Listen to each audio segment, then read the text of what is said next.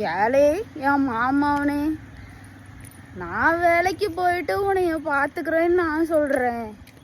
ஆனால் நீ அதை புரிஞ்சுக்காம நீ வேலைக்கு போகிற, வீட்டில் இரு, நீ வேலைக்கு போகிறது எனக்கு பிடிக்கல அப்படின்ற. உன்னை நம்பி நான் வேலையை விட்டு வேலையை இழந்து கிடக்கிறதாடா. நீ வேலைக்கு போகாதடி தங்கம், உன்னை நான் பார்த்துக்கிறேன்.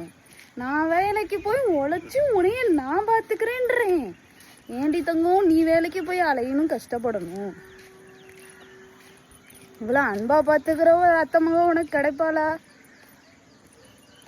அது புரியாம நீ என்னைய திட்டிக்கிட்டே இருக்க. உனக்கு இந்த ஜென்மத்தில் என்ன மாதிரி ஒரு நல்ல பொண்ணு உனக்கு கிடைக்க மாட்டான்.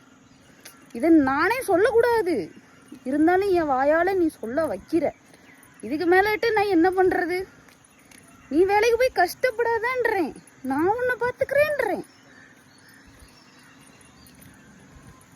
இதுக்கு மேலே நீ வேலைக்கு போய் கஷ்டப்படணும், உன் தலையில் இருந்துச்சுன்னா நீ போய் கஷ்டப்படு போ.